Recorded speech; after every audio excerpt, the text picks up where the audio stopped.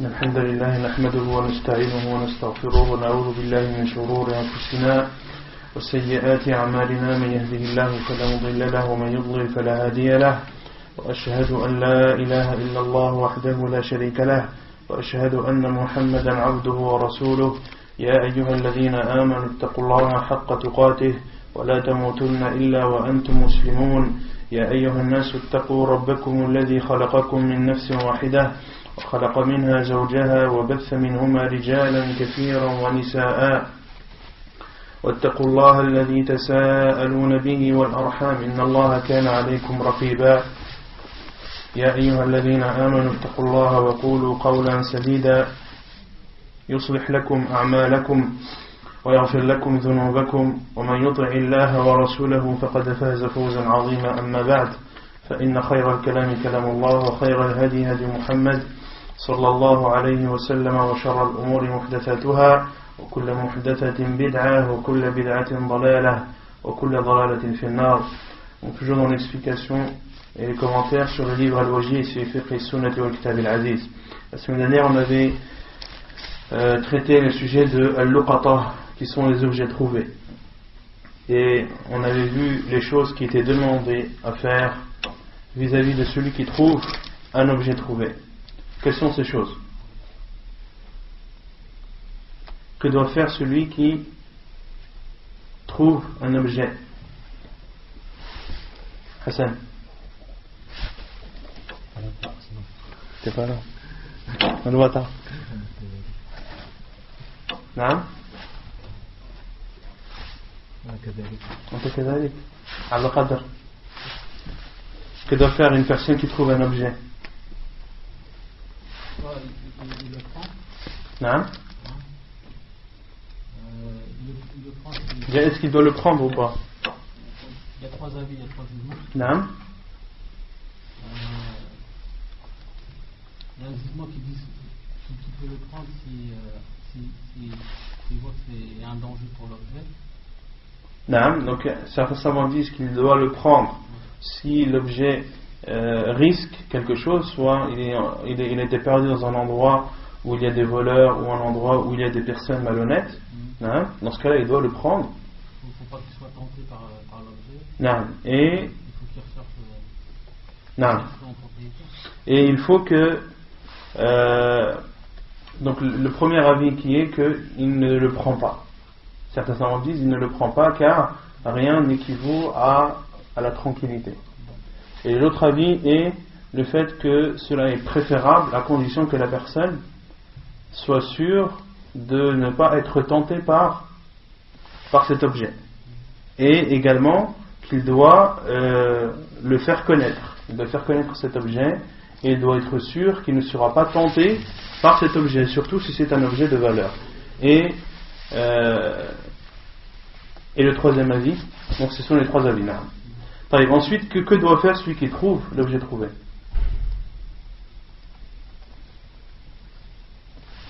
Que doit-il faire? On avait dit qu'il devait connaître et prendre connaissance de cet objet.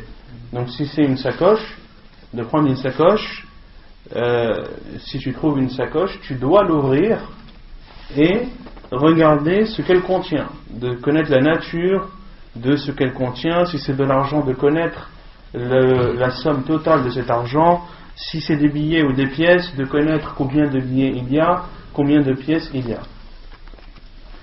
Ensuite, il doit prendre comme témoin deux personnes justes. Il doit prendre comme témoin deux personnes justes qui doivent être des hommes forcément, ou ça peut être des femmes. S'il ne trouve pas Non, le professeur Hassan a dit Dawa adlin ou da adlin. Et ici le professeur Hassan a utilisé le duel masculin. Car s'il avait utilisé le duel féminin, il aurait dit Dawatay adlin. Or, ici, donc, cela prouve que les témoins doivent être des hommes. Et s'il n'y a pas d'homme, ou s'il n'y a qu'un homme, alors c'est un homme et deux femmes. Et s'il n'y a pas d'homme, alors ce doit être 4 femmes. Non. Et il doit faire connaître cet objet pendant une durée d'1 an. On avait dit qu'il devait diffusé cette information comme quoi il avait trouvé un objet sans donner trop de détails dans les endroits de fréquentation, comme les marchés, comme à la sortie des mosquées, etc.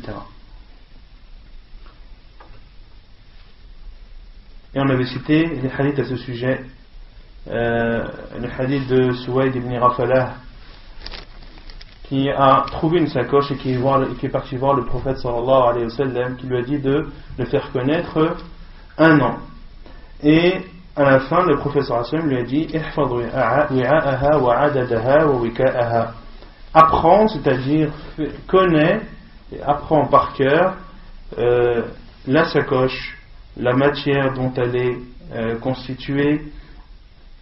Il faut que tu connaisses également le montant d'argent qu'elle contient.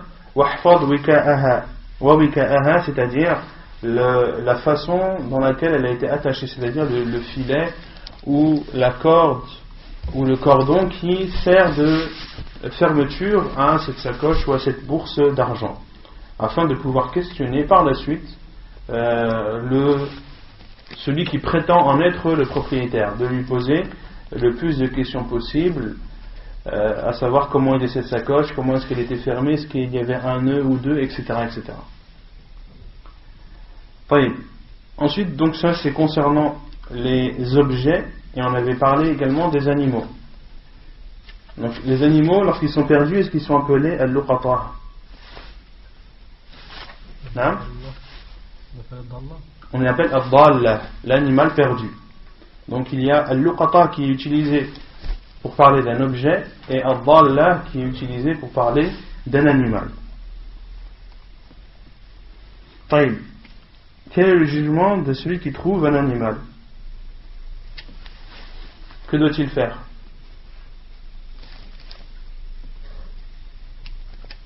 Al-Salam, que doit-il faire? Non? Déjà, est-ce que tu as le droit de prendre un animal perdu?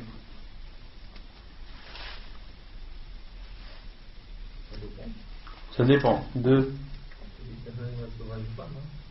Ça dépend si c'est...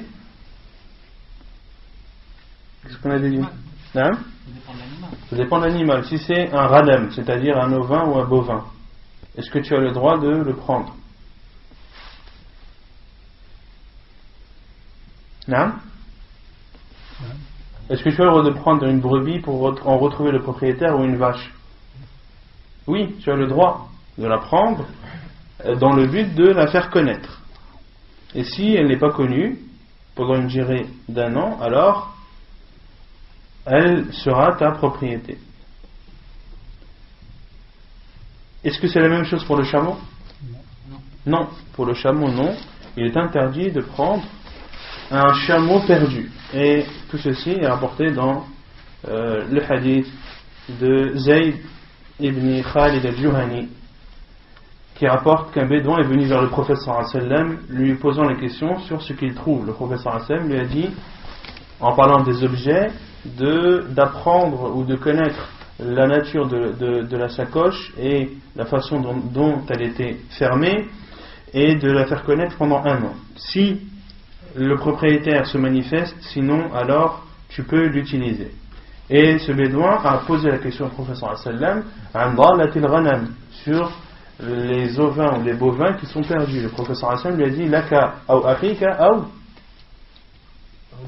ou les zib, laka ou les akhika ou les zib, soit elle est à toi, soit elle est à ton frère, ou soit elle est au loup. Et on avait expliqué cette parole du prophète sallallahu alayhi wa sallam, et le fait que le prophète sallallahu alayhi wa sallam dit à ton frère, à toi ou à ton frère, ici le terme frère englobe à la fois l'éventuel propriétaire ou bien toute autre personne, ou bien au loup, c'est-à-dire que si tu la laisses, eh bien c'est le loup qui s'en chargera. Et ce bédouin a demandé au prophète sallallahu alayhi wa sallam concernant le chameau perdu, et le prophète sallallahu alayhi wa sallam s'est énervé. Son visage a rougi, et le prophète sallallahu alayhi wa sallam a dit qu'as-tu vis-à-vis du chameau? Il a ses sabots, il a son moyen ou son réservoir, elle mange de l'arbre et boit de l'eau. Autrement dit, laisse le chameau, car il sait se débrouiller tout seul, il sait survivre. Contrairement à un ovin ou un bovin, à une vache ou une brebis ou une chèvre ou autre, qui sont des animaux domestiques, et c'est des animaux vulnérables. C'est des animaux vulnérables qui peuvent être la proie de n'importe quel prédateur. طيب. Non. Le chameau, on avait dit qu'il y avait des cas où tu avais le droit de le prendre, c'est s'il se trouve dans une zone dangereuse, ou parmi une zone montagneuse, ou avec des falaises, et le fait de laisser le chameau dans cet endroit, cela est un risque pour lui, un danger, ou bien également lorsque le chameau se trouve dans une zone où il y a des voleurs, ou dans une zone où il y a des bêtes féroces dont le chameau ne peut pas faire face, car le chameau sait se défendre. Par contre, si c'est un endroit où il y a des lions, où il y a des tigres, etc., des animaux féroces dont le chameau n'a aucune défense, alors dans ce cas il est obligatoire de prendre ce chameau et d'en retrouver le propriétaire. Ensuite, on avait parlé du jugement de trouver de la nourriture ou de quelque chose de dérisoire. Qu'est-ce qu'on avait dit?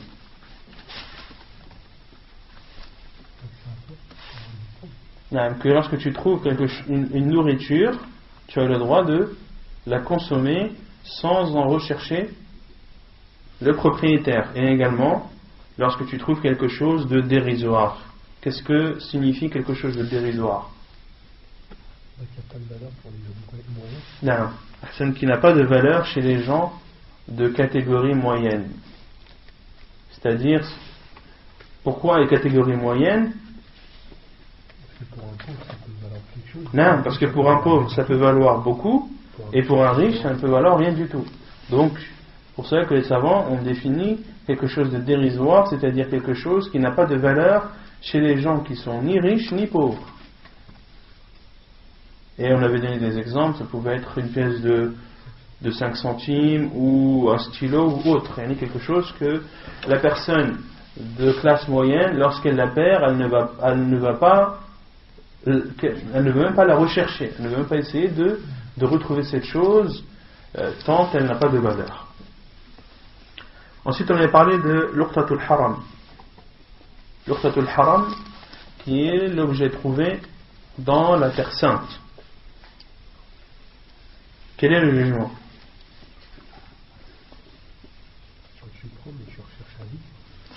Tu la prends, tu as le droit de prendre cet objet, mais tu dois en rechercher le propriétaire à jamais. C'est-à-dire que tu n'auras jamais le droit de prendre possession de cet objet que tu as trouvé. Contrairement aux objets trouvés en dehors de la terre sacrée, lorsque l'année est écoulée, alors cette chose est ta propriété. Et si le propriétaire se manifeste après un an, que dois-tu faire? Est-ce que tu dis c'est trop tard, le délai est passé, ou est-ce qu'au contraire c'est le propriétaire initial qui a le plus de droits sur cet objet? Non, comme l'a dit le professeur sallallahu alayhi wa sallam, فهو أحق بها فإن جاء ربها فهو أحق بها. Et si son propriétaire vient, alors c'est lui qui le mérite le plus, même si l'année est écoulée. Donc tu as le droit, une fois l'année écoulée, tu as le droit d'utiliser cette chose, tu en es le propriétaire à condition que le propriétaire initial ne se manifeste pas.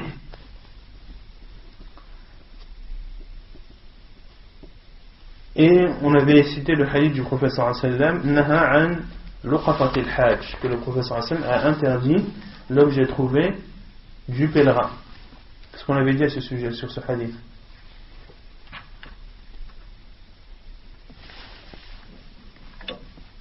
Est-ce que l'objet trouvé dans la terre sainte est une chose et l'objet trouvé qui appartient au pèlerin en est une autre, ou est-ce que c'est la même chose? Il y a deux avis, non? Le premier?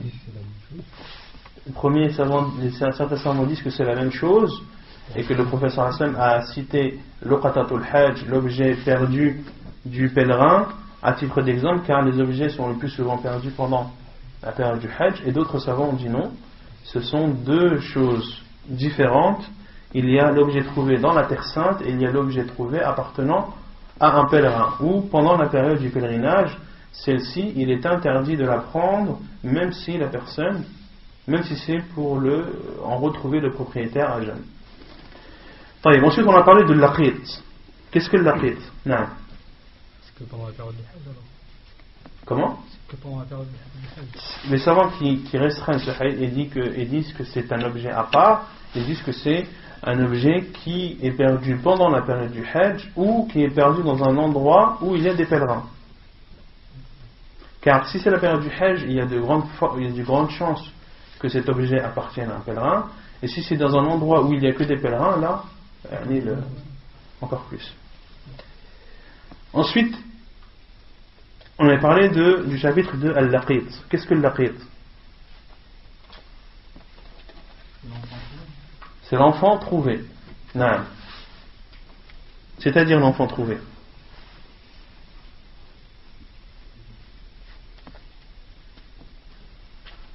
Est-ce qu'un enfant trouvé comme ça dans la rue, c'est un enfant trouvé? Non, bien sûr, on ne connaît pas ses parents. C'est un enfant pas perdu. Pas perdu, parce que tu peux trouver un enfant perdu qui habite au Muro, qui s'est perdu et qui vit. C'est pas un enfant trouvé. Un enfant trouvé, c'est un enfant que tu as le droit de prendre à ta charge dont on ne connaît ni le père ni la mère, dont on n'a aucune information. L'auteur a donné une définition qu'on avait dit qui n'était pas précise et pouvait même porter à erreur, et que al-laqit, c'est un enfant. La définition de l'aqit chez les savants, c'est un enfant qui est abandonné. C'est un enfant qui est abandonné, dont on ne connaît pas l'origine. C'est-à-dire ni le père ni la mère. Et c'est un enfant abandonné, c'est-à-dire qu'il faut qu'il y ait des choses qui laissent croire que cet enfant a été laissé et abandonné volontairement par ses parents. Soit de retrouver un enfant avec un mot, ou soit de retrouver un enfant avec une somme d'argent avec lui, etc. Quel est le jugement de prendre en charge un enfant trouvé ou un enfant abandonné?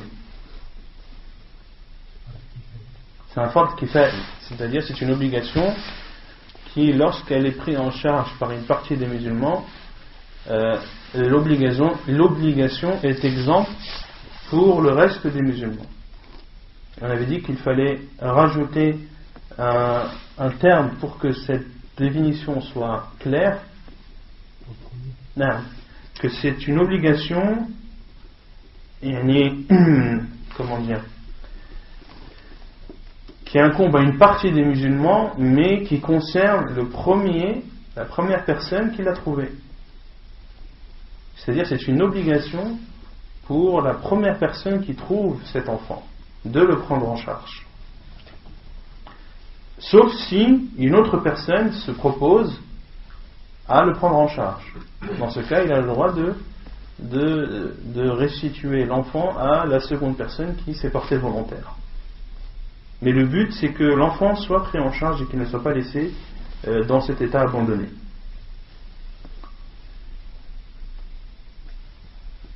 Concernant le jugement de cet enfant, à savoir est-ce qu'il est musulman ou non, est-ce qu'il est considéré comme libre ou non, et qui doit prendre en charge ou qui doit subvenir à ses besoins. Déjà, est-ce qu'on considère qu'il est musulman ou pas? Hein? L'auteur dit, s'il est trouvé dans un pays musulman, alors on considère qu'il est musulman. Et d'autres savants ont dit que s'il est trouvé dans un pays non musulman, alors qu'il est considéré comme non musulman. Et d'autres savants ont dit qu'il est considéré musulman, qu'il soit trouvé dans un pays musulman ou non. Quel est l'avis al-rajih? Le dernier qawl, c'est qu'il est musulman dans tous les cas. Qu'il soit trouvé dans un pays musulman ou non. Non? Premier, deuxième, non? C'est un enfant, mais il y a le hadith du prophète sallallahu alayhi wa sallam, كل مولود يولد على الفطرة فأبواه يهودانه أو ينصرانه أو يمجسانه. Tout nouveau-né naît musulman et ce sont ses parents qui font de lui un juif, un chrétien ou un mage. Donc s'il est trouvé dans un pays non musulman, il y a de fortes chances que ses parents soient non musulmans, donc il suit la religion de ses parents. Donc c'est l'avis des savants qui disent que lorsqu'il est trouvé dans un pays non musulman, il est considéré comme non musulman. Et les autres savants ont dit non. On dit à partir du moment où il a été abandonné, donc tout lien est rompu entre lui et ses parents. À la fois les liens de parenté et tous les jugements qui découlent de ces liens de parenté, à savoir le fait qu'il suit la religion de ses parents. Donc il considère que à partir du moment où il est abandonné et qu'on ne connaît ni le père ni la mère, cet enfant retourne à la fitra qui est l'islam. Et que ce qui pouvait le lier à ses parents en termes de lien de parenté ou de religion est rompu. Donc il retourne à l'origine qui est l'islam. Et c'est l'avis de Cheikh Ibn Uthaymin rahimahullah ta'ala. Concernant qui subvient à ses besoins, s'il a de l'argent, c'est-à-dire si ceux qui l'ont abandonné ont laissé avec lui de l'argent, alors on doit utiliser cet argent pour subvenir à ses besoins. Sinon, qui doit en prendre la charge? Celui qui le recueille? Baytumal al-Muslimin, c'est l'argent des musulmans. Autrement dit, c'est l'argent de l'État musulman c'est l'État qui doit prendre en charge les besoins de cet enfant. Et on s'est arrêté ici. قال المؤلف وعن سنين أبي جميلة رجل من بني سليم قال وجدت ملقوطا فأتيت به عمر بن الخطاب فقال عريفي يا أمير المؤمنين إنه رجل صالح فقال عمر أكذلك هو؟ قال نعم. فقال اذهب به وهو حر ولك ولاؤه وعلينا نفقته. حديث صحيح رواه مالك والبيهقي. Quelle est la preuve de ce que l'on a cité précédemment? C'est le hadith de Sunayn Abi Jamila, qui est un homme de la tribu de Banu Sulaym. Il dit: j'ai trouvé un enfant abandonné. فأتيت به عمر, je l'ai apporté à Umar ibn al-Khattab رضي الله عنه. فقال عريفي يا أمير المؤمنين إنه رجل صالح. Et un homme, Arifiyun, comment traduire? Arifiyun, ce sont les personnes qui savent reconnaître qui est le fils d'un tel, qui est le fils de qui, ou qui peuvent attester qu'un tel est le fils d'un tel, ou qu'un tel n'est pas le fils d'un tel. En français, je crois que c'est les physionomistes.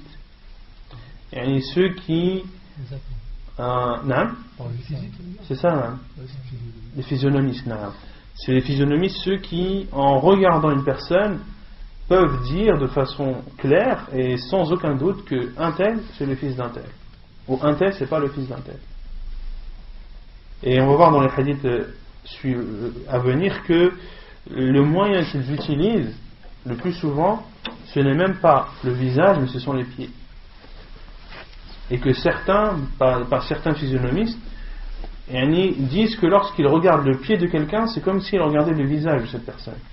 Et que il suffit qu'il regarde 2 pieds de 2 personnes différentes pour attester qu'un tel est le fils d'un tel.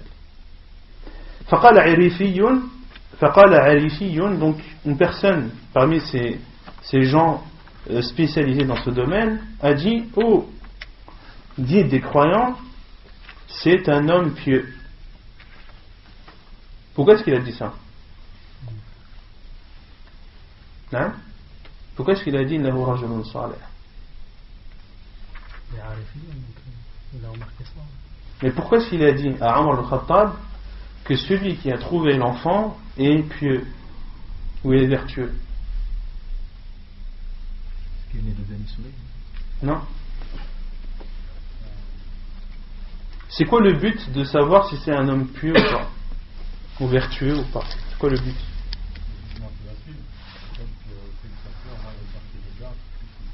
Non. Non. Déjà, si le physionomiste a donné ce jugement, à savoir que cet homme est pieux, yani, qui a sollicité le physionomiste? Il est venu comme ça dans l'histoire? Non. C'est Omar al-Khattab. Et pourquoi est-ce que Omar al-Khattab a sollicité cet homme? Il a dépensé pour lui, non? Non. Non. Pour voir si c'était pas l'enfant de ce mec. Non. Pour voir si c'était pas l'enfant de ce mec. Pour voir si ce n'était pas l'enfant de cet homme. Pourquoi? Car il est possible que cet enfant soit un enfant d'adultère. Et que cet homme dise: voilà, j'ai trouvé cet enfant, et je le prends en charge. Pour que les gens disent: cet enfant, c'est un enfant qui a été abandonné, qu'il a repris à sa charge, alors qu'en réalité c'est un enfant d'adultère.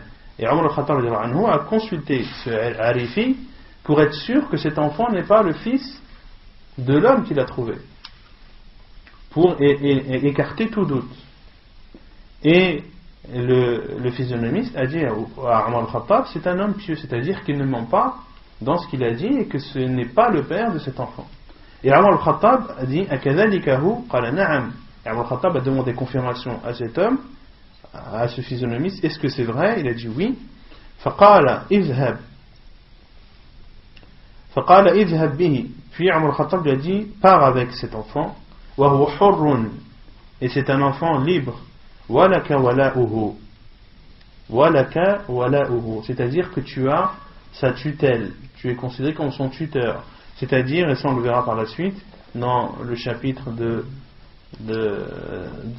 al-fara'id, de l'héritage, que si cet enfant meurt et qu'il laisse des biens derrière lui, cet homme qui l'avait pris en charge pourra hériter de lui. Wa alayna nafaqatuh, et le fait de subvenir à ses besoins, c'est-à-dire de cet enfant, nous incombe. C'est-à-dire à nous, c'est Omar al-Khattab qui parle, c'est-à-dire aux musulmans. Nous incombe à nous les musulmans, à savoir que l'argent devra être pris de Bayt Mal al-Muslimin. C'est clair? Mirathul laqit, l'héritage de l'enfant abandonné. وإذا مات اللقيط وترك ميراثا ولم يخلف وارثا وكان ميراثه لبيت المال وكذا ديته إن قتل. Et si l'enfant abandonné décède et qu'il laisse derrière lui des biens sans laisser d'héritier, alors les biens qu'il aura laissés devront retourner aux biens des musulmans. Et pareil, s'il a été tué, son prix du sang devra être versé à la caisse des musulmans. طيب ادعاء نسبه ومن ادعى نسبه من ذكر أو أنثى ألحق به متى كان وجوده منه ممكنا فإن ادعاه اثنان أو أكثر ثبت نسبه لمن أقام البينة على دعواه فإن لم تكن عرض على القافة الذين يعرفون الأنساب بالشبه ثم ألحق بمن حكم له القائف أنه ولده عن عائشة رضي الله عنها قالت دخل علي النبي صلى الله عليه وسلم مسرورا تبرق أسارير وجهه فقال ألم تري أن مجزرا المجلي نظر آنفا إلى زيد وأسامة وقد غطيا رؤوسهما وبدت أقدامهما فقال إن هذه الأقدام بعضها من بعض حديث متفق عليه. Donc le fait de prétendre être le père de cet enfant abandonné. L'auteur dit: et celui qui prétend parmi les hommes ou les femmes que cet enfant abandonné lui appartient, alors l'enfant doit lui être restitué à partir du moment où cela est possible. C'est-à-dire que ce que cette personne prétend est vraisemblable, c'est-à-dire que tous les éléments sont là pour appuyer et pour prouver que cet homme ou cette femme est bien le père ou la mère de cet enfant. Et si deux personnes prétendent toutes les deux être le père ou la mère de cet enfant ou plus que deux, alors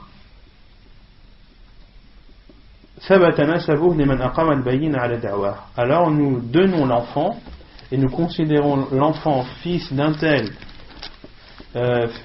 ou fils d'une telle à partir du moment où cette personne apporte les preuves que cet enfant est bien le sien. Et si alors il n'y a pas de preuve, si personne n'apporte de preuve et que tous prétendent être le père ou la mère de cet enfant, alors cet enfant doit être consulté, on doit consulter dans cela al-qafa. Qui sont al-qafa? Alladhina ya'rifuna al-ansaba bish-shabah. Ce sont ceux qui connaissent les progénitures par la ressemblance.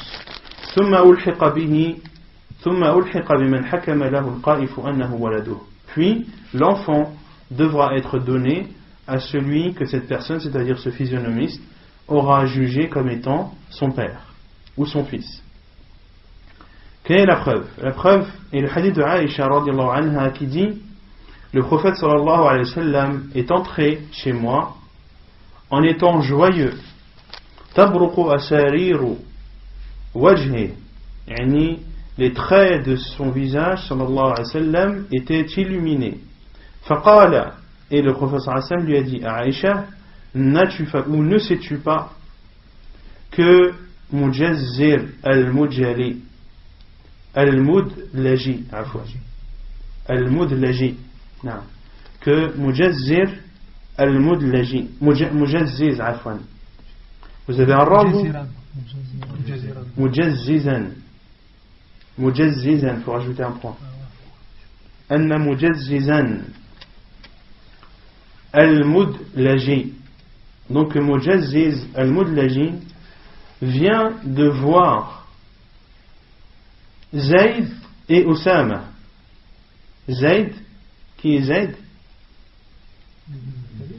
Zayd ibn Thabit, non, le fils adoptif du prophète sallallahu alayhi wa sallam, et Oussama, qui est Oussama ibn Zayd, qui est Oussama ibn Zayd radiyallahu anhu, qui étaient les deux personnes ou qui faisaient partie des personnes les plus aimées du prophète sallallahu alayhi wa sallam. Zayd étant l'aimé du prophète sallallahu alayhi wa sallam et Oussama était appelé l'enfant du bien-aimé du prophète sallallahu alayhi wa sallam. Donc Mujazziz al-Mudlaji a vu il y a pas longtemps un effet, c'est-à-dire il n'y a pas si longtemps que ça, ou à l'instant, Zayd et Oussama qui avaient les deux qui avaient couvert leur tête, wabadat aqdamuhuma, et leurs pieds, en laissant apparaître leurs pieds. Et dans d'autres hadiths, Oussama et Zayd dormaient dans la mosquée. et ils ont couvert leur tête pendant leur semelle. Et Mujazziz a vu les pieds de Oussama et de Zayd et a dit Inna hadihi al-aqdama ba'duha min ba'd. Ces pieds proviennent les uns des autres, ou ces pieds sont issus les uns des autres. Autrement dit, que un tel est le fils d'un tel, ou que un tel est le père d'un tel. Pourquoi est-ce que le prophète sallallahu alayhi wa sallam était content d'apprendre cette nouvelle?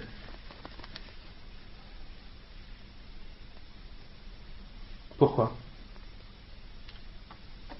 est-ce que le prophète sallallahu alayhi wa sallam était content de savoir que Mujazziz a donné ou a dit que ces deux pieds avaient une origine, avaient la même origine? Pourquoi? Car les Quraysh diffusaient que Zayd ibn Thabit était une personne qui était blanche, et son fils Oussama était noir. Oussama ibn Zayd était noir et Zayd ibn Thabit lui était blanc. Et Quraysh diffusait l'information comme quoi Oussama n'était pas le fils de Zayd ibn Thabit. Le professeur Sam le savait très bien, car la mère de Oussama était une Habashiyya. C'était une femme d'Abyssinie. D'accord? Et le professeur Sam savait très bien que Oussama était l'enfant de Zayd. Mais les bruits couraient et étaient diffusés par Quraysh. Et lorsque Mujazziz a attesté cela, a dit que ses pieds proviennent les uns des autres, cela a coupé court à toute rumeur. C'est pour ça que le prophète sallallahu alayhi wa sallam était heureux, car ces personnes faisaient partie des gens les plus aimés chez le prophète sallallahu alayhi wa sallam. Et pourquoi est-ce que Quraysh parlait sur Zayd ibn Thabit? Parce que c'était le bien-aimé du prophète sallallahu alayhi wa sallam. Et le fait de s'en prendre à une personne que tu aimes beaucoup, tu t'en prends indirectement à cette personne même. Non. Et aujourd'hui, est-ce qu'on peut utiliser les tests ADN? Si c'est avéré, oui. Si c'est avéré, oui. Et dans ce hadith, on peut en déduire que le fait qu'un enfant n'a pas la même couleur que son père ou que sa mère, est-ce que cela veut forcément dire qu'on peut accuser cette personne d'adultère ou non? Non. Non. Et justement, à ce sujet, il y a un hadith rapporté dans Sunan Abi Daoud, hadith d'Abu Huraira, qu'un homme de Bani Fuzara est venu vers le prophète sallallahu alayhi wa sallam et lui a dit: ô envoyé d'Allah, ma femme vient d'accoucher d'un enfant noir. Lui était blanc et sa femme était blanche. Il est venu voir le prophète sallallahu alayhi wa sallam, il lui a dit: namra'ati ja'at biwaladin aswad. Et le prophète sallallahu alayhi wa sallam lui a dit: hal laka min al-ibil, est-ce que tu as des chameaux? Cet homme a répondu: oui. Qala na'am. Qala ma alwanuha. Le prophète sallallahu alayhi wa sallam lui a dit: de quelle couleur sont-elles? Il a répondu: elles sont rouges. فقال هل فيها من أورق؟ قال إن فيها لورقا. Et le prophète sallallahu alayhi wa sallam lui a dit: est-ce que parmi ces chamelles il y en a qui sont blanches? Il a répondu: oui, il y en a qui sont blanches. قال فأنا تراه وقد عسى أن يكون. قال فأنا تراه. Et le prophète sallallahu alayhi wa sallam lui a dit: à ton avis, d'où provient cette divergence? Le fait que toutes tes chamelles sont rouges et que parmi ces chamelles il y en a qui sont blanches. فقال عسى أن يكون نزعه عرق. Et cet homme a dit: peut-être que cela provient des ancêtres de ces chameaux. Cela provient des ancêtres, et cette chamelle blanche a sûrement des ancêtres qui eux aussi étaient blancs. Et le prophète sallallahu alayhi wa sallam a dit: وهذا عسى أن يكون نزعه عرق. Et également celui-ci, c'est-à-dire cet enfant, il est fort probable qu'il est issu de, ou que sa couleur est issue de ses ancêtres, qu'il y a parmi ses ancêtres des personnes qui étaient de couleur noire. Donc dans ce hadith qui est clair et authentique, il y a une preuve que le fait que l'enfant n'ait pas la même couleur que ses parents ne veut pas forcément dire que ce n'est pas l'enfant de ses parents. طيب فإن حكم القائف أنه للاثنين ألحق بهما. Puis l'auteur dit, et si al-qaif, c'est-à-dire le physionomiste, juge qu'il appartient aux deux, alors l'enfant doit être donné aux deux. C'est-à-dire si deux hommes prétendent être le père et que le physionomiste dit que les deux sont le père, et les deux sont potentiellement les pères de cet enfant, comment est-ce que cela peut être possible?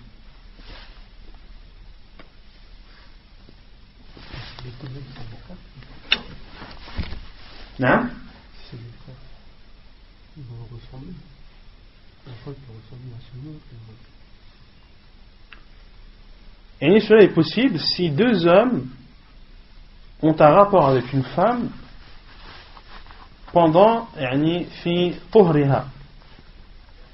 sa période où elle est pure. Est-ce que c'est possible ou pas?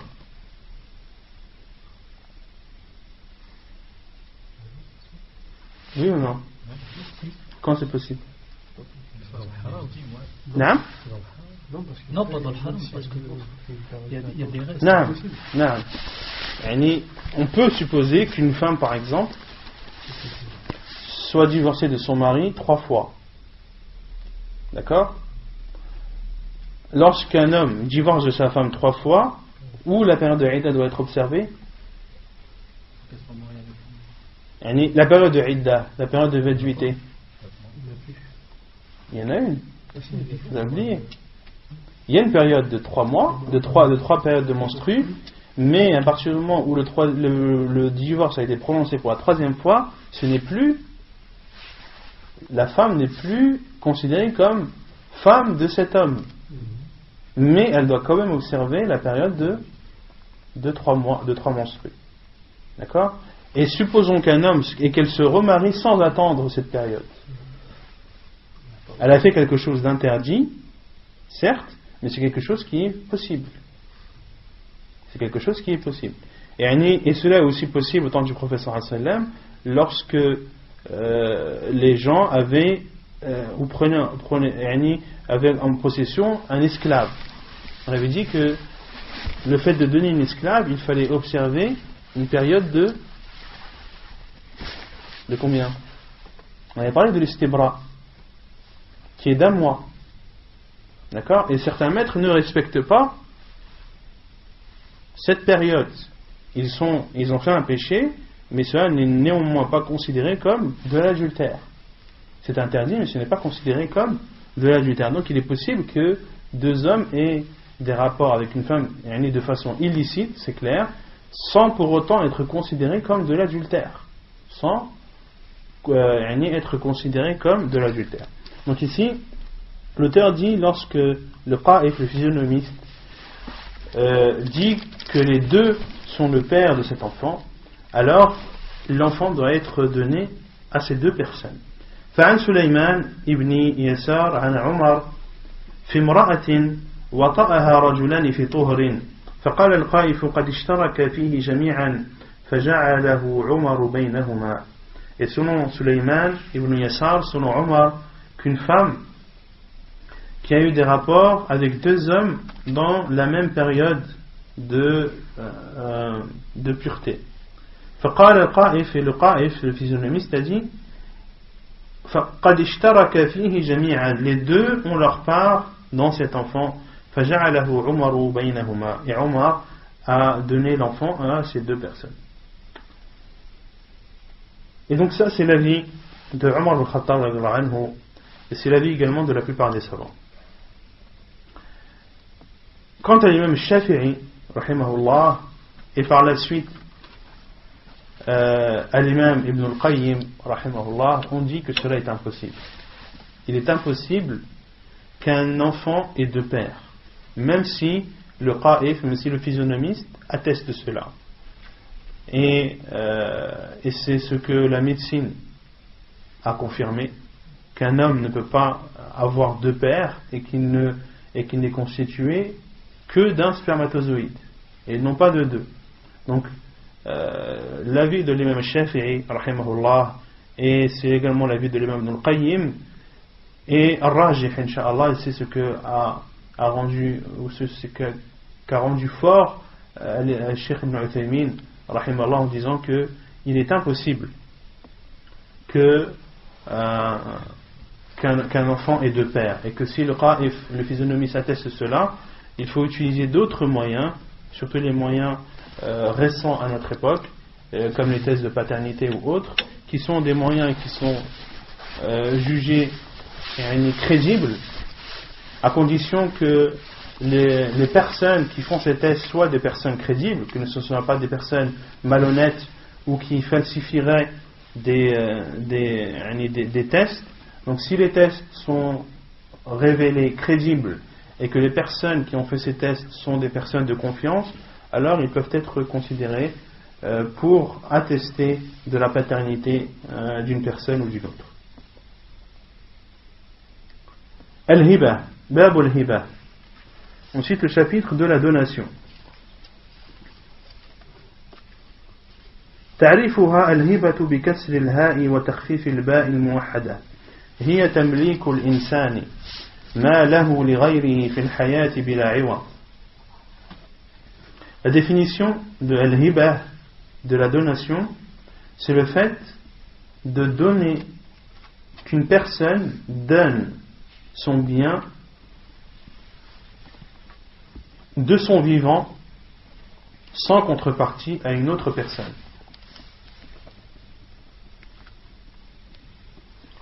C'est de donner la propriété de son bien en étant vivant sans contrepartie à une autre personne. وفي اللغة الهبة مشتق من الهبوب من هبوب الريح. Et en langue arabe, al-hiba vient du terme hubub ar-rih, le fait que le vent passe et traverse, car en général lorsque le vent traverse, il apporte du bien, d'où le terme hiba. At-tahrid alayha, l'encouragement de la donation. عن أبي هريرة رضي الله عنه عن النبي صلى الله عليه وسلم قال يا نساء المسلمات لا تحقرن جارة لجارتها ولو فرس نشاه حديث متفق عليه. وعنه أن النبي صلى الله عليه وسلم قال تهادوا تحابوا حديث حسن رواه البيهقي.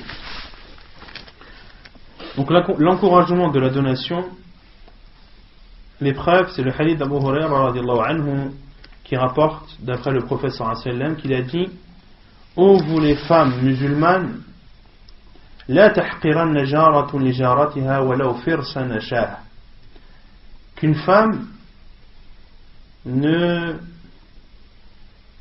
minimise pas la donation qu'elle pourrait faire à sa voisine, walau firsa nashah, ne serait-ce que le pied d'une brebis. Ne serait-ce que le pied d'une brebis. Ou le sabot d'une... Les chameaux, hein, on peut pas dire, les brebis et les moutons, on ne peut pas dire qu'ils ont des sabots. Non, tu as la patte et tu as le pied. Tu as la patte et tu as le pied. Non, c'est ce qui ressemble à un sabot mais qui n'en est pas un. Sinon ça s'appelle un pied. Ils appellent ça un pied pour les moutons. Le pied du mouton. Mais quand tu le vois, ça ressemble à un sabot mais ça n'en est pas un. Et en général, le pied du mouton, c'est ce qui est donné comme exemple pour parler de quelque chose de dérisoire, quelque chose qui n'a pas de valeur, et c'est peut-être même ce qui a le moins de valeur chez chez un brebis ou un mouton. Et il y a dans ce hadith l'encouragement d'être bienfaisant vis-à-vis de ses voisins. Pourquoi est-ce qu'il est bien et recommandé en islam d'avoir de bonnes relations avec ses voisins? Pourquoi? Non, mais ce sont les personnes qui sont les plus proches de toi et celles qui pourront t'apporter des bénéfices. Et si tu t'entends bien avec ton voisin et que c'est un musulman pieux, il n'hésitera pas à ordonner le bien et à interdire le mal vis-à-vis de toi. Et également, et c'est ce qui fait partie des bénéfices les plus importants que tu peux tirer de ton voisin, c'est le fait qu'il te protège et qu'il protège ta maison si tu n'es pas là. D'accord? Et également le fait d'être bienfaisant vers son voisin permet d'atteindre une foi complète. Comme a dit le prophète sallallahu alayhi wa sallam, la yu'minu ahadukum hatta man kana yu'minu billahi wal yawmil akhir falyukrim jara, que celui qui croit en Allah et au jugement dernier, qu'il soit généreux vis-à-vis de son voisin. Il y a aussi un autre hadith, la iman liman la ya'manu jarahu bawa'iqah. Il n'y a pas de foi ou point de foi pour celui dont le voisin n'est pas à l'abri de son mal, c'est-à-dire il n'y a pas de foi complète. Qabul al-qalil min al-hiba, accepter le minimum ou les choses minimes, les dons, accepter les dons qui ont une valeur minime.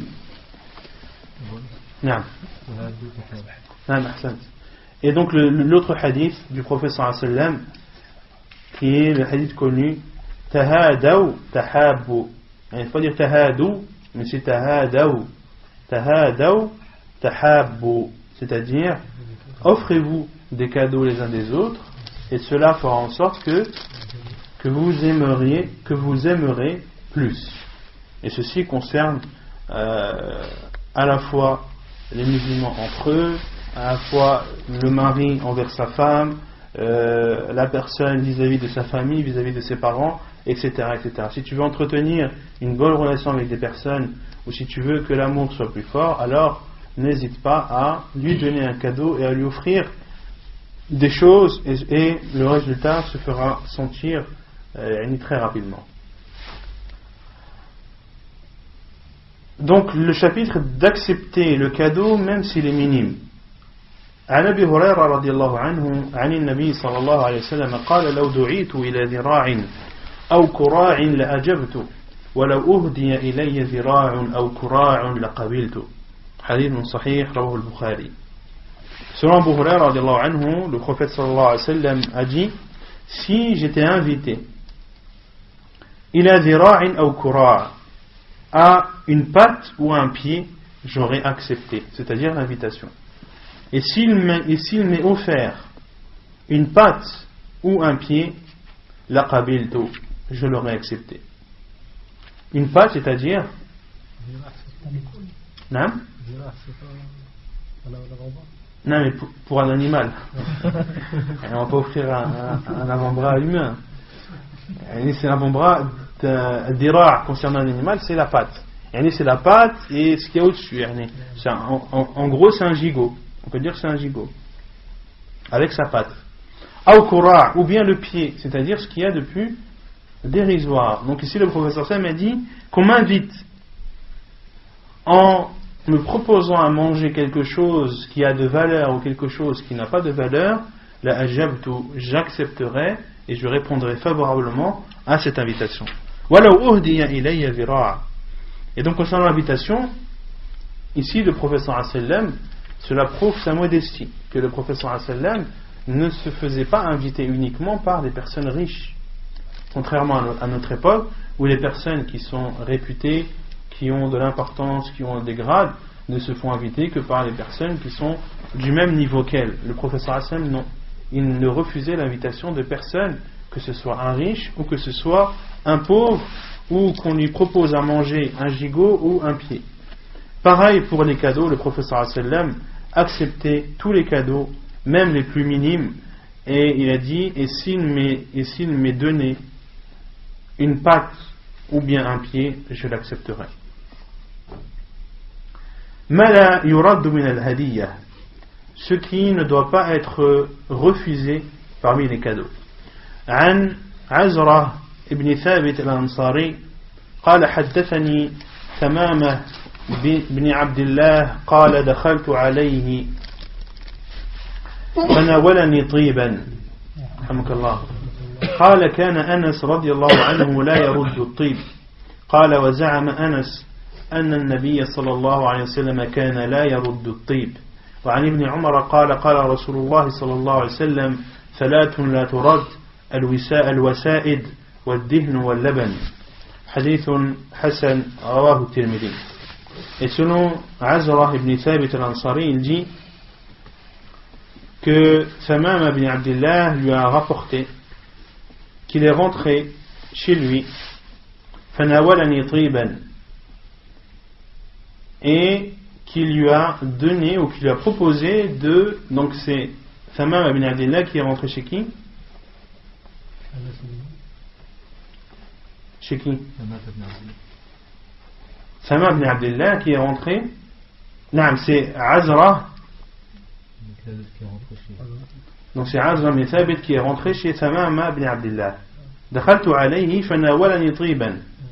Et quand je suis rentré chez lui, il m'a proposé du parfum. Pour prendre soin de son invité. Qala, et Thamam ibn Abdillah a dit que Anas radiyallahu anhu ne refusait jamais le parfum. Et il a dit, et Anas disait que le prophète sallallahu alayhi wa sallam ne refusait jamais le parfum. Et selon ibn Umar radiyallahu anhu, il dit, le prophète sallallahu alayhi wa sallam a dit, 3 choses ne doivent pas être refusées: les coussins, le parfum et le lait. Les coussins, le parfum et le lait. Al-wasa'id, c'est jam'u wisada. Donc si tu es invité chez quelqu'un et qu'il te propose des coussins pour que tu sois à ton aise, ne le refuse pas. Également, lorsque tu es invité chez quelqu'un et qu'il te propose du parfum, ne le refuse pas. Et également, s'il te propose de boire du lait, ne le refuse pas. Hadith jugé bon, rapporté par At-Tirmidhi. Je peux refuser un parfum parce que l'odeur, il y a des fois des parfums. Allah, il faut que je pose la question, il faut que je me renseigne sur ça. Non. Il y a une sunna pour le du parfum. Allah, elle n'aime pas ma connaissance. Elle m'a dit de faire 3 fois comme ça. Je vais le confirmer. Allah, j'ai jamais entendu ça. Al-mukafa'a fil hiba, c'est-à-dire de retourner, de répondre à un don, de répondre à un don ou à une donation. عن عائشة رضي الله عنها قالت كان رسول الله صلى الله عليه وسلم يقبل الهدية ويثيب عليها. حديث صحيح رواه البخاري وأبو داود والترمذي. Selon Aïcha رضي الله عنها, elle dit que le prophète صلى الله عليه وسلم acceptait les cadeaux et qu'il récompensait, c'est-à-dire qu'il donnait en récompense un autre cadeau. Dans ce hadith, كان رسول الله صلى الله عليه وسلم يقبل, et les savants disent que lorsqu'il y a كان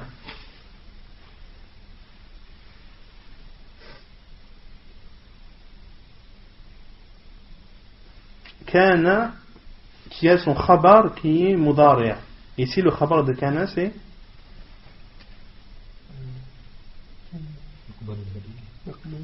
kana, le khabar de kana c'est yaqbalu. C'est yaqbalu. Donc ici yaqbalu c'est un fi'l qui est mudari'. Et les savants disent que lorsque kana un khabar qui est mudari', cela signifie ad-dawam. يعني يدل على الدوام غالبا لا دائما. Et ceci prouve que c'est quelque chose que le prophète sallallahu alayhi wa sallam faisait très souvent, mais pas tout le temps. que le prophète sallam faisait très souvent, mais pas tout le temps. Et ça c'est important car certains pensent que lorsque le khabar de Kain c'est mudari', cela signifie que tu dois tout le temps faire la chose. Non. Tu l'as fait le plus souvent, le plus fréquemment possible, mais pas tout le temps. Yaqbalu al-hadiyya. Le prophète sallam acceptait le cadeau. Non, mais souvent c'est dans le fait de rendre ou d'accepter. Non, d'accepter là. C'est pas de donner la récompense. Non, d'accepter. Yaqbalu al-hadiyya. Pas obligé de prendre tout le temps le cadeau. Justement, parce que si tu dis que c'est tout le temps, c'est-à-dire que tu dois accepter tout le temps les cadeaux, quelle que soit la nature de ces cadeaux. Non, Mais le fait de dire que le prophète sallam l'acceptait le plus souvent, mais pas tout le temps, ça veut dire qu'il y a des fois où le prophète sallam n'acceptait pas les cadeaux. Et on verra par la suite quels sont ces cas où la personne ne doit pas accepter les cadeaux.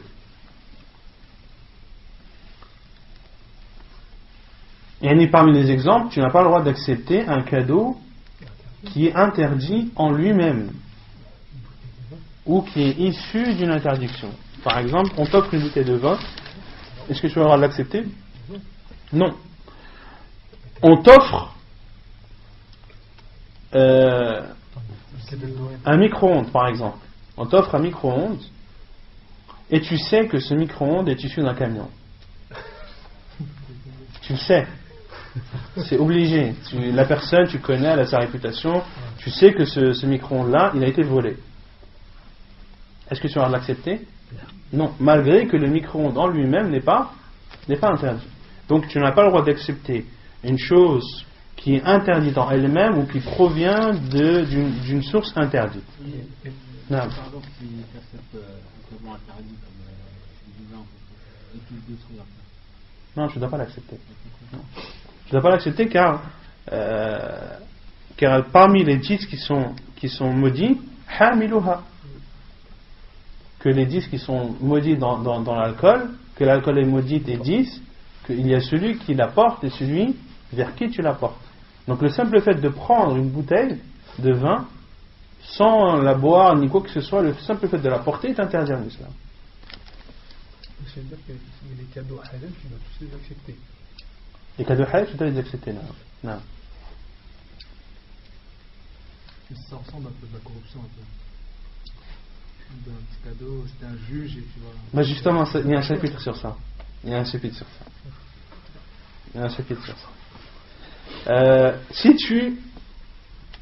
Si quelqu'un qui a un bar par exemple qui t'offre un cadeau licite, est-ce que tu auras de l'accepter ou pas? Ouais. Non.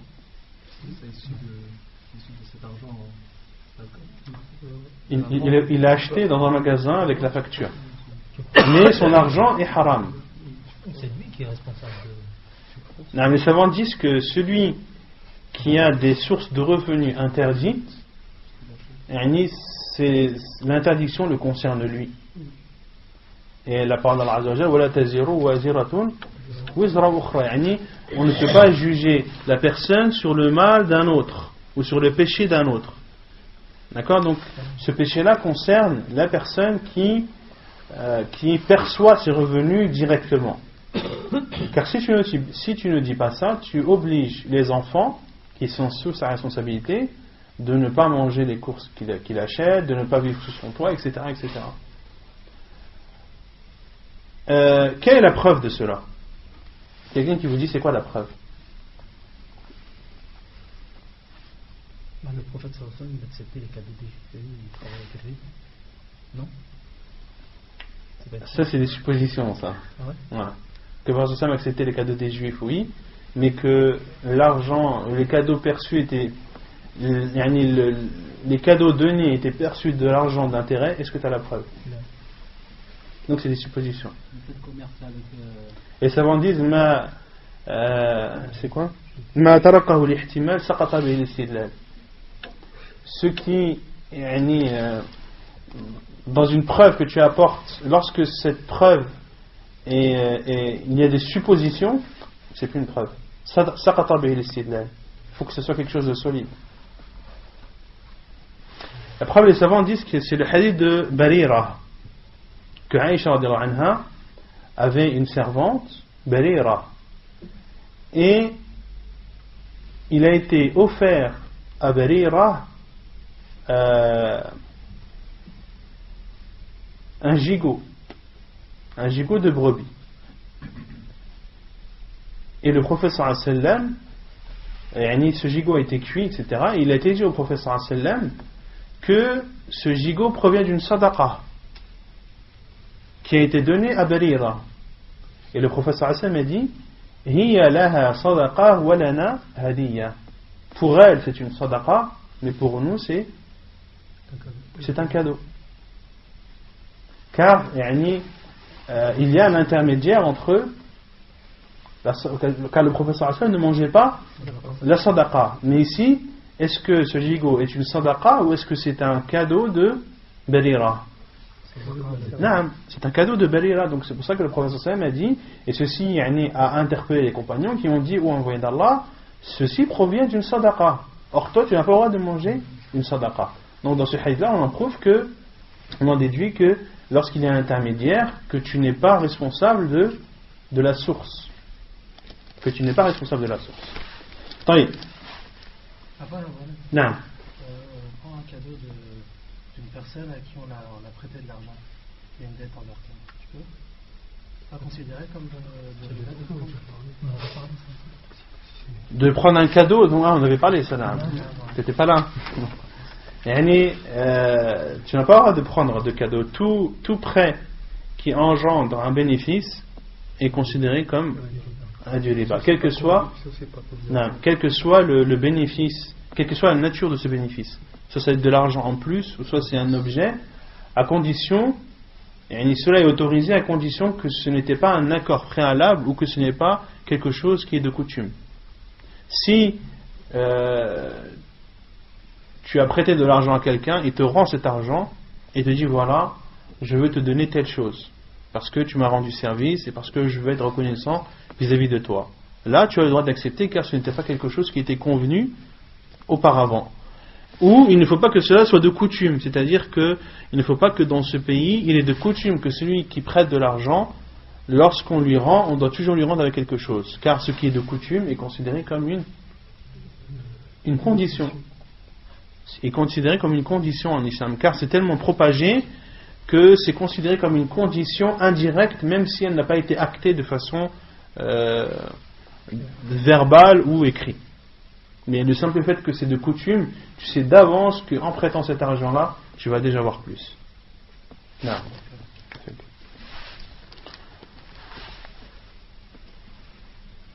ويثيب عليها.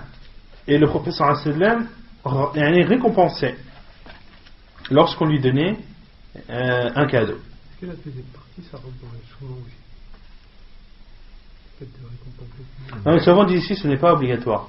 Les savants disent que الثواب ليس واجبا, mais cela faisait partie du bon comportement du prophète sallallahu alayhi wa sallam, et que si tu réponds à un cadeau par un cadeau, c'est ce qu'il y a de mieux, mais ce n'est pas quelque chose d'obligatoire. Concernant l'acceptation, là c'est quelque chose que tu dois faire, car il y a des hadiths à ce sujet où le prophète a dit Salatun la turat, par exemple. Salatun la turat, 3 choses ne doivent pas être refusées. طيب, man awla bil hadiyya, qui sont les personnes qui méritent le plus de percevoir des cadeaux ou des donations. عن عائشة رضي الله عنها قالت قلت يا رسول الله إن لي جارين فإلى أيهما أهدي قال إلى أقربهما منك بابا. حديث صحيح. وعن كريب مولى بن عباس أن ميمونة بنت الحارث رضي الله عنها أخبرته أنها اعتقت وليدة ولم تستأذن النبي صلى الله عليه وسلم، فلما كان يومها الذي يدور عليها فيه قالت أشعرت يا رسول الله أني اعتقت والدتي؟ قال أو فعلت؟ قالت نعم. قال أما إنك لو أعطيتها أخوالك كان أعظم لأجرك. حديث متفق عليه. Donc selon Aïcha radiallahu anha, elle dit, j'ai dit ô envoyé d'Allah, j'ai 2 voisins vers lequel mérite le plus mon offrande ou ma donation. Et le prophète sallallahu alayhi wa sallam a dit c'est celui qui a la porte la plus proche. C'est celui qui est le plus proche de ta porte. Autrement dit, c'est le voisin le plus proche. Donc si tu dois donner un cadeau ou une donation à un de tes voisins, celui qui la méritera le plus, c'est ton voisin le plus proche. Et selon Qurayb, Mawla ibn Abbas, qui était le servant d'Abdullah ibn Abbas, il dit que Maïmouna bint al-Harith, qui était qui? Qui était Maïmouna bint al-Harith? Une des femmes du prophète sallallahu alayhi wa sallam, l'a informé qu'elle a affranchi une esclave sans en demander l'accord ou la permission du prophète sallallahu alayhi wa sallam.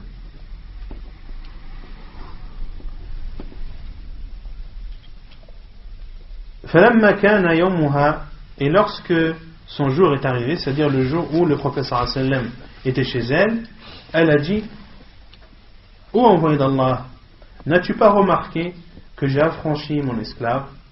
Et le prophète sallallahu alayhi wa sallam lui a dit: tu as vraiment fait? Elle a dit oui. Et le prophète sallallahu alayhi wa sallam lui a dit: ama innaki, si tu avais donné cet esclave à tes oncles, kana a'zamu li ajriki, cela aurait été tu aurais été plus récompensé, ou ta récompense aurait été plus grande en donnant cet esclave à tes oncles.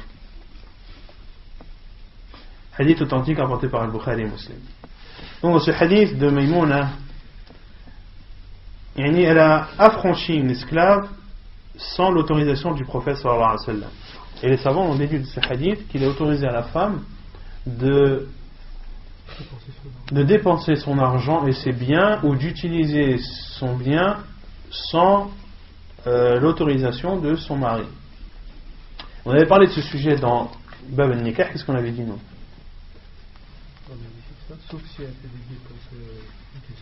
Non, on avait dit que parmi les droits du mari, c'est que sa femme ne devait dépenser qu'avec son accord. Vous avez vu ça ou pas? Qui a oublié? Je préfère dire qui a oublié que... Qui se rappelle?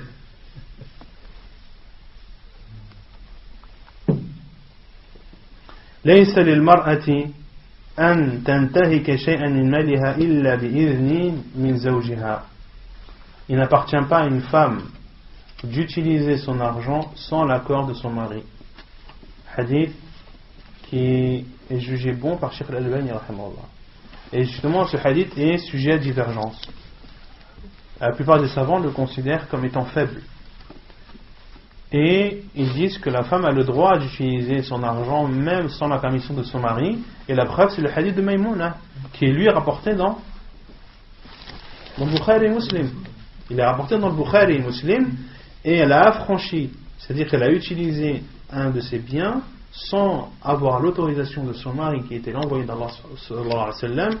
Et le prophète sallallahu alayhi wa sallam ne lui a pas fait de réprimande, et ne lui a pas fait de reproche, ne lui a pas dit: pourquoi est-ce que tu as fait ceci, tu ne m'as pas demandé l'autorisation, etc. etc. Donc c'est l'avis de la plupart des savants, à savoir qu'une femme a le droit d'utiliser son bien sans l'autorisation de son mari. Puis elle a dit au prophète sallallahu alayhi wa sallam: n'as-tu pas remarqué que j'ai affranchi mon esclave ou ma servante? Il a répondu: as-tu vraiment fait? Elle a dit oui. Et le prophète sallallahu alayhi wa sallam lui a dit: si tu l'avais donné à tes oncles, ta récompense aurait été plus grande. Pourquoi est-ce que le prophète sallallahu alayhi wa sallam lui a dit cela?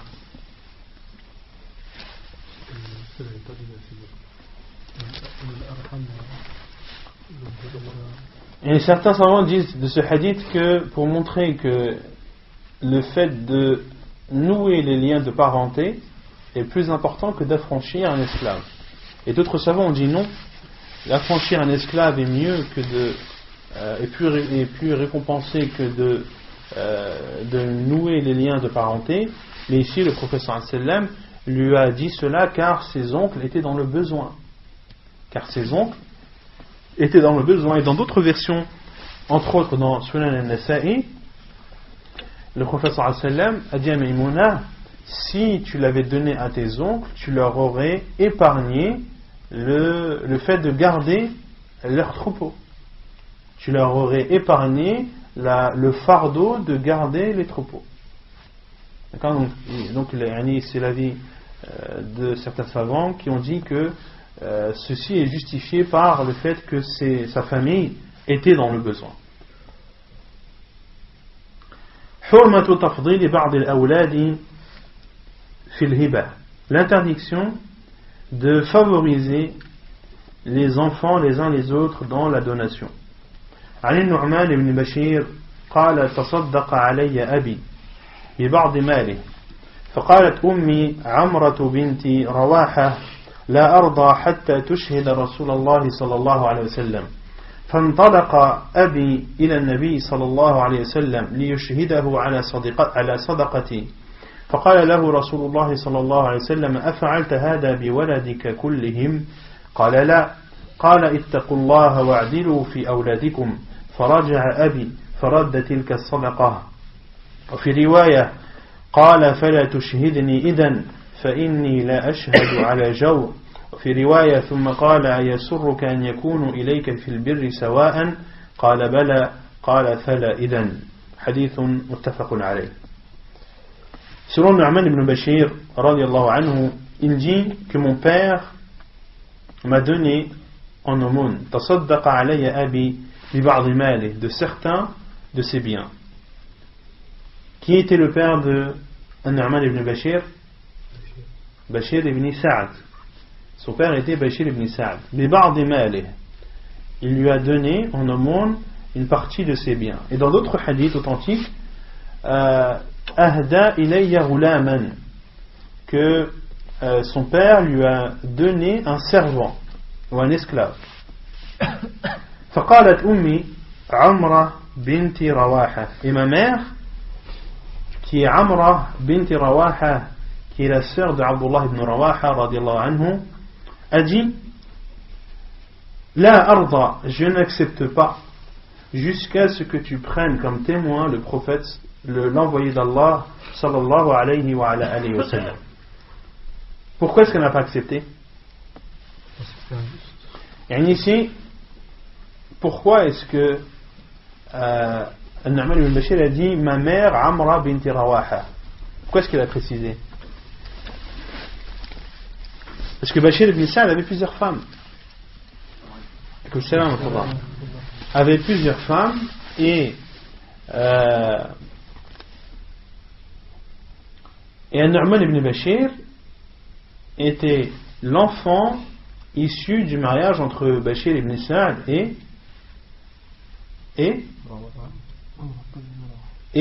Amra bint Rawaha.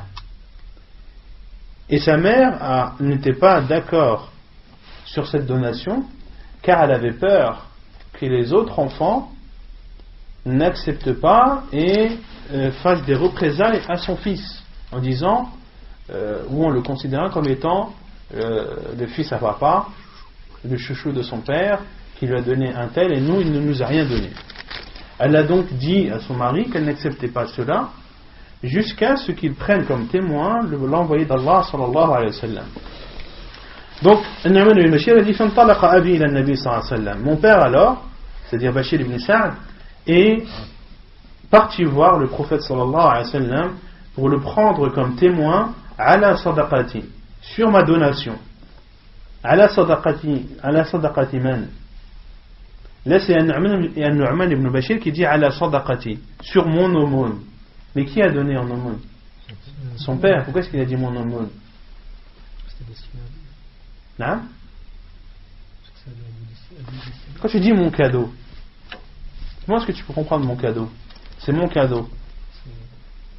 C'est à toi après. Non. Mon cadeau. Non. Mon cadeau. C'est peut-être celui que j'ai offert, mais c'est aussi celui que j'ai reçu. Ça dépend du contexte. Si c'est la personne qui a reçu qui dit mon cadeau, le fait de dire mon cadeau, ça peut vouloir dire les deux choses, tout dépend du contexte, tout dépend qui l'a dit.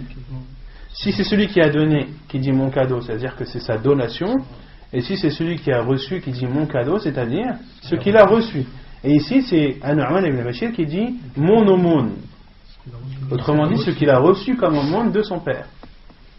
فقال له, et le prophète sallallahu alayhi wa sallam lui a dit, c'est-à-dire à son père Bashir ibn Sa'd, أفعلت هذا بولدك كلهم, as-tu fait cela avec l'ensemble de tes enfants? Il a dit non. قال, le prophète sallallahu alayhi wa sallam a dit, craignez Allah, وأعدلوا في أولادكم, et soyez juste envers vos enfants. فرجع أبي, et mon père est retourné, فرد تلك الصدقة, et il a repris cette aumône. Et dans une version, قال, qui a dit? Non, le prophète sallallahu alayhi wa sallam.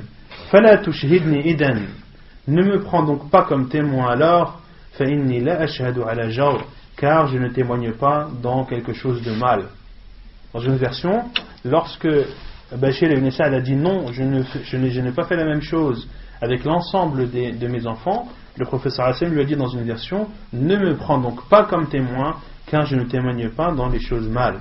Et dans une autre version, le prophète sallallahu alayhi wa sallam lui a dit, ayasurruka an yakunu ilayka fil birri sawa, aimerais-tu, ou le fait, ne serais-tu pas joyeux et heureux qu'ils soient tous bienfaisants envers toi? Il a répondu oui. Qala fala idan, donc non. Donc non, tu n'as pas le droit, comme tu aimes qu'ils soient tous bienfaisants vis-à-vis de toi, alors tu dois toi aussi être équitable et juste dans les donations que tu leur fais. Fala idan, donc ne donne pas cet enfant ou cet esclave à ton fils, An-Nu'man ibn Bashir. Hadith authentique rapporté par Al-Bukhari et Muslim. لا يحل لأحد أن يرجع في هبته ولا أن يشتريها. Il est interdit à quiconque de revenir sur sa donation ou de l'acheter. ولا أن يشتريها, faut rajouter le an. عن ابن عباس رضي الله عنهما قال قال النبي صلى الله عليه وسلم ليس لنا مثل السوء الذي يعود في هبته كالكلب يرجع في قيئه. وعن زيد ابن أسلم عن أبيه سمعت عمر بن الخطاب رضي الله عنه يقول حملت على فرس في سبيل الله فأضاعه الذي كان عنده فأردت أن أشتريه منه وظننت أنه بايعه برخص فسألت عن ذلك النبي صلى الله عليه وسلم فقال لا تشتره وإن أعطاكه بدرهم واحد فإن العائد في صدقته كالكلب يعود في قيئه. حديث متفق عليه. Selon Abdullah ibn Abbas, qu'Allah l'a agréé, il dit, le prophète sallallahu alayhi wa sallam a dit, ليس لنا مثل السوء, ليس لنا مثل, يعني مثل أي صفة, والسوء هو العيب والنقص, يعني nous n'avons pas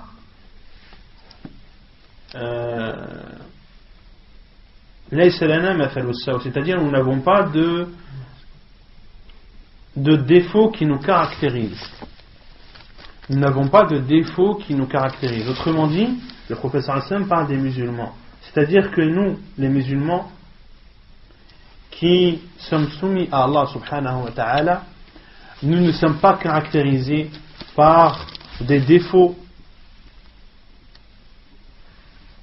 ou par bil'aib, ou par des défauts, ou par des comportements bas.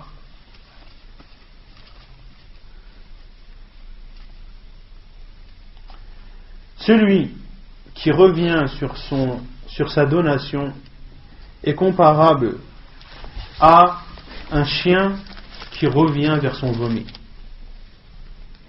pour le manger. Hadith authentique apporté par Al-Bukhari et Muslim.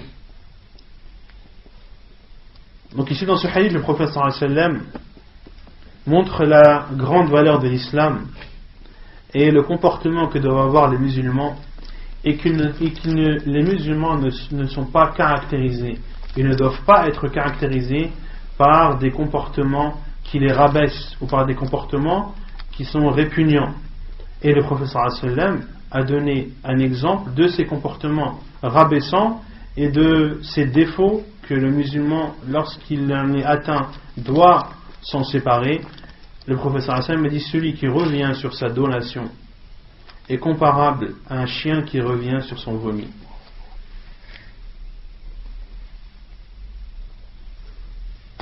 Et c'est quoi le proverbe français? Le chien qui revient. Le chien revient à son vomissement comme le sot à sa bêtise, un truc comme ça. Non? Vous connaissez pas? Non? Taïb. Donc ici, dans ce hadith, il y a l'interdiction de revenir sur un don. Lorsque tu donnes quelque chose, tu n'as pas le droit de demander à le récupérer. Et ici, les savants disent que cela est interdit lorsque le don a été pris. Lorsque ce que tu as donné a été pris par la personne à qui tu l'as offert.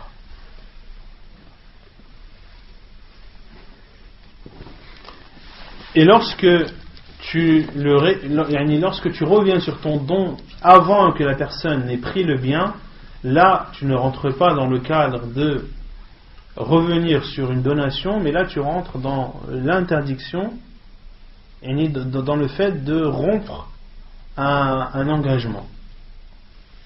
Et rompre un engagement en islam, c'est interdit ou déconseillé? Certains savants disent que c'est déconseillé. Et d'autres savants disent que c'est interdit. Car Allah subhanahu wa ta'ala dit wa awfu bil ahd inna al ahda kana mas'oula. Et prenez vos engagements ou allez au bout de vos engagements, car vous serez questionné sur ces engagements. Ya ayyuhalladhina amanu awfu bil uqud. Ô vous qui avez cru, awfu bil uqud. C'est-à-dire lorsque vous concluez un pacte, respectez-le. Et le fait de dire à quelqu'un je te donne telle chose, c'est bon, Inch'Allah, à la maison j'ai un livre, je te l'offre. Demain, Inch'Allah, je te l'apporte. Le lendemain, non, en fin de compte, je suis revenu, je te le donne plus. Je préfère le garder. Ici, tu ne rentres pas dans le hadith de ce que celui qui revient sur sa donation est comme le chien qui revient à son vomissement, mais tu rentres dans le verset وَأَوْفُوا بِالْعُقُودِ وَأَوْفُوا بِالْعَهْدِ. D'accord? Et si tu reviens sur le livre que tu as donné après que la personne l'ait pris, là tu rentres dans ce hadith où tu es comparable à un chien. Et le professeur sallam ne compare un animal, comme on l'a vu dans plusieurs cours, que lorsque c'est quelque chose de blâmable. Que lorsque c'est quelque chose de blâmable. Le professeur sallam a interdit de prier comme prie un chien, ou de s'allonger comme s'allonge une bête féroce, etc., etc. Ou de prier comme un corbeau.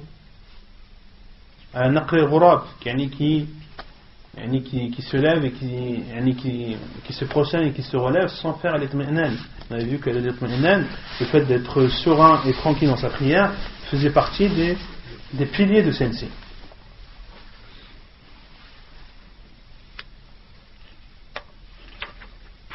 Et donc, la plupart des savants considèrent que al-ikhlaf bil wa'd makruh, que c'est détestable, et l'avis le plus sûr, comme on l'a vu, c'est que cela est interdit, et c'est l'avis de Cheikh al-Islam Ibn Taymiyyah rahimahullah ta'ala, et ceci, il a pour foi pour ceci les versets que l'on a cités, mais aussi des hadiths du professeur sallam. Parmi les caractéristiques de l'hypocrite, il y a Ida wa'ada akhlaf. Ida wa'ada akhlaf, lorsqu'il promet, il revient sur sa promesse, ou lorsqu'il s'engage, il revient sur son engagement. Taïb. Et selon Zayd, le second hadith, selon Zayd ibn Aslam, donc ici l'auteur a dit qu'il est interdit de revenir sur sa donation, et il est interdit également de l'acheter. Donc la preuve qu'il est interdit de revenir, c'est le hadith de Abdullah ibn Abbas, et la preuve qu'il est interdit d'acheter sa donation, c'est le hadith de Zayd ibn Aslam selon son père, qui dit qu'il a entendu Omar al-Khattab radiyallahu anhu dire Hamaltu ala farasin fi sabilillah. Hamaltu rajulan ay tasaddaqtu ala rajulin bi faras. C'est-à-dire que Omar al-Khattab a donné a donné un cheval à un homme afin qu'il l'utilise dans le combat dans le sentier d'Allah subhanahu wa ta'ala. فأضاعه الذي كان عنده. Et celui qui l'avait en sa possession, c'est-à-dire celui à qui Omar al-Khattab l'a donné, أضاعه, c'est-à-dire أي أهمله وضعف الفرس, c'est-à-dire qu'il ne s'est pas bien occupé de ce cheval et qu'il ne l'a pas traité comme il le fallait, autrement dit qu'il ne l'a pas nourri comme il aurait fallu le nourrir, qu'il ne l'a pas entretenu, et du coup le cheval s'est retrouvé affaibli. فأردت أن أشتريه منه. Et Omar al-Khattab a dit, et j'ai voulu le racheter de lui, racheter le cheval que Omar al-Khattab a lui-même donné à cet homme. وظننت أن بيعه برخص. Et j'étais sûr qu'il allait me le vendre à bas prix. Et dhanna, est-ce qu'il peut, dhanna, que signifie dhanna? La supposée. C'est le doute. Adhan, c'est le doute, la supposition. Mais pas tout le temps. Adhan peut aussi vouloir dire al-yaqin. Qui est la preuve?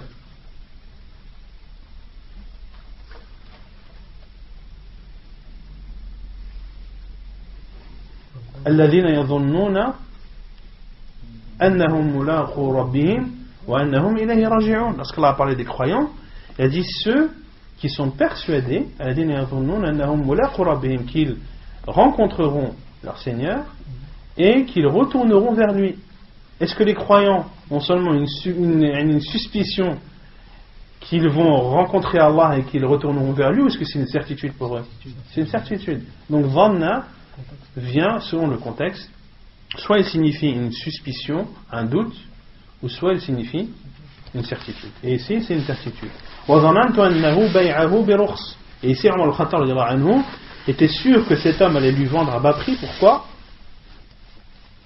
Pourquoi? D'une part, mais aussi parce que le cheval était affaibli. Il ne l'avait pas donné dans le même état il n'est plus dans le même état qu'il avait donné à Omar al-Khattab. Et Omar al-Khattab, malgré cela, a voulu demander au prophète sallallahu alayhi wa sallam pour écarter tout doute. Et il a donc demandé au prophète sallallahu alayhi wa sallam, qui lui a dit la tashtari, ne l'achète pas, n'achète pas ce cheval. Wa in a'takahu bi dirhamin wahid, même s'il te le donne pour 1 dirham. Fa innal 'aida fi sadaqatihi kal kalbi ya'udu fi qay'ihi, car celui qui revient sur son aumône est comparable à un chien qui revient sur son vomissement. Donc il est interdit d'acheter ce que tu as donné. Pourquoi? Est-ce que celui qui achète ce qu'il a donné est comparable au chien qui revient sur son vomissement? Autrement dit, cela revient à revenir sur ta donation. Pourquoi? Car la plupart du temps, tu vas le racheter à un prix inférieur. Pourquoi? Car la personne à qui tu l'as donné aura honte de te le vendre au prix du marché. C'est-à-dire que tu me l'as donné, je ne vais pas te le revendre au prix fort, je te le vends à moitié prix. Ça ne se fait pas vis-à-vis de toi, tu me l'as donné à la base, je ne vais pas me faire 100% de bénéfice. Donc dans tous les cas, le prix sera inférieur, et en regardant la chose de façon générale, cela sera comparable à revenir sur une partie de ta donation. Si tu as donné un objet qui a pour valeur 100 euros, d'accord, et que tu la rachètes à la même personne pour 50 euros, est-ce que ça ne revient pas à ce que tu aies récupéré 50 euros? Cela veut dire que tu es revenu sur la moitié de ta donation, car tu as récupéré la moitié. Donc, c'est pour ça que les savants disent qu'il est interdit de racheter ou d'acheter ce que tu as donné. Taïb, si maintenant tu rachètes la chose à son prix, à sa valeur, est-ce que c'est autorisé ou pas? Pourquoi? Non, c'est pas précisé dans le hadith. Oui, mais si on comprend l'illa du hadith, car celui qui revient sur son aumône est considéré comme un chien qui revient sur son vomissement. Mais ici, tu as donné quelque chose qui a une valeur de 100 euros. Tu rachètes cette même chose pour une valeur de 100 euros. Est-ce que tu as récupéré quelque chose? Non? Les savants disent il faut fermer la porte. Sadd ad-dara'i', le fait d'appliquer sadd ad-dara'i', tu vas. Qu'est-ce que sadd ad-dara'i'? C'est de fermer toutes les portes. C'est-à-dire d'interdire des choses qui sont peut-être licites pour protéger la personne de ne pas tomber dans l'illicite. C'est pour cela que les savants d'Arabie interdisent à la femme de conduire. Ils interdisent à la femme de conduire, car en Arabie, de laisser une femme conduire, tu vas ouvrir des portes à beaucoup de mal. Et une femme sortira et tu sans le savoir où elle est partie. D'accord? Donc les savants interdisent en Arabie Saoudite à la femme de conduire, non pas parce que la conduite est interdite en elle-même, mais parce que cela va engendrer par la suite. Taïb. On peut considérer ça comme une preuve?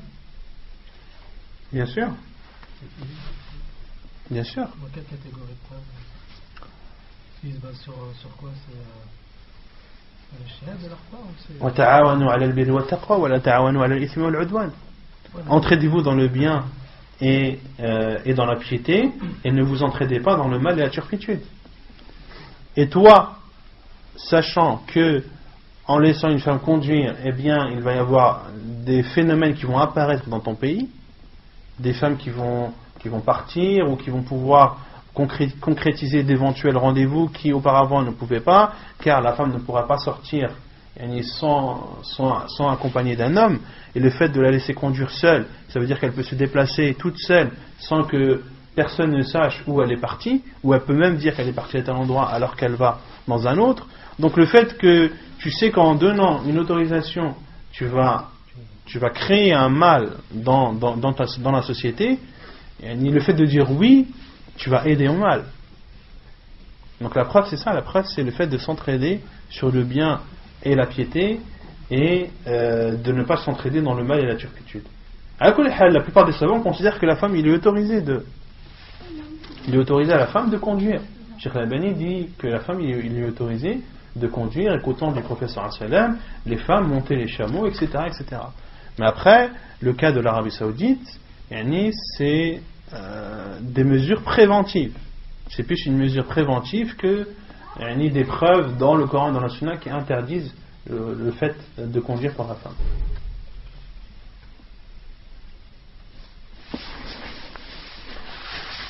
Est-ce qu'il est autorisé d'acheter la donation? Tu as donné un bien à quelqu'un qui l'a vendu à une autre personne. Est-ce que tu as le droit d'acheter à cette personne tierce?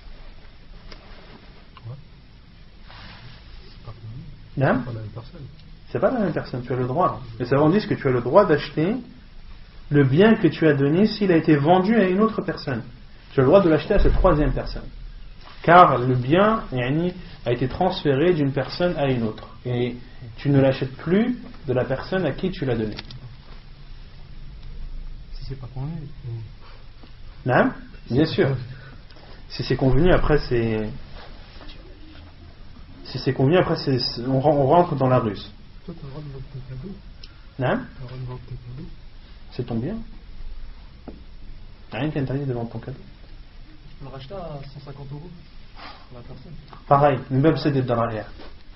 Que ce soit au même prix ou plus, il faut fermer les portes à ce genre de choses.